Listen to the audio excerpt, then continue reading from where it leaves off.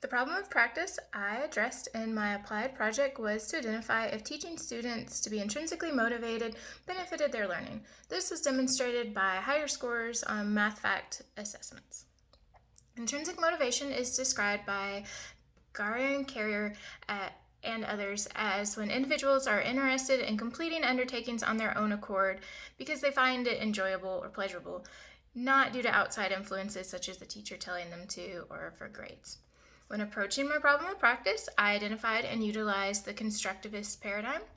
As described in Merton's book, Research and Evaluation in Education and Psychology, this paradigm is more interactive with its participants, providing considerations for personal backgrounds. The personal views of the subjects are examined to fully understand the data gathered during research. The source of my data was my students, so I wanted to be more than just qualitative or numerical data collected to understand perspectives. My subjects and I have a relationship. I want data that is more qualitative and documented their personal thoughts on the subject. The method for my research was gathering baseline data on how many math facts, addition and subtraction, students could finish within a 2-minute period. Then the intervention was applied by teaching them brief intrinsic motivation lessons before each new assessment. The goal was to see if students could better perform the assessments after being taught how to be self-motivated and allowed to be in control of their own learning. After each assessment, students were questioned about how they felt about the assessments. Then again, after the assessments. Over time, the students started to use more positive language to describe taking their assessments. Some students even began to find the assessments more enjoyable, almost describing them as fun. It became more of a personal challenge than something they had to do for class that was in the form of a test. Middleton, in his articles and research, performed similar research and described that when a task is within a student's range of development and they have control over their learning, it becomes more fun for them and less of a task that they have to perform. During my research, ethics was strictly adhered to due to wanting to keep integrity to my research findings.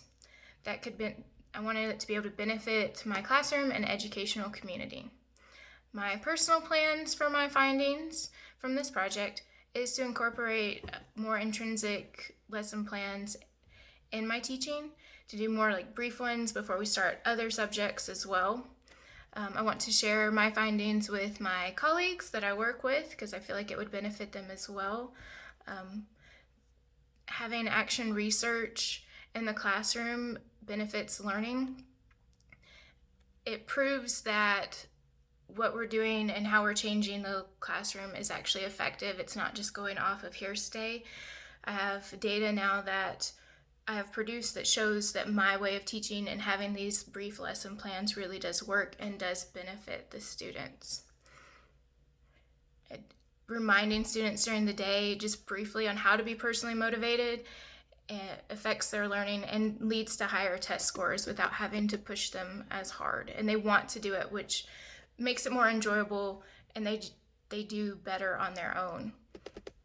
The research demonstrates the importance of action research in the early childhood classroom. Teachers can identify a problem they have in their classroom and test out the effective ways to find a solution. With action research, teachers can clearly prove their findings and share this new information with other educational stakeholders such as your principal or other administration. It no longer becomes a question of if new teaching strategies really work in the classroom, but it becomes a tested and proven practice that works. Thank you.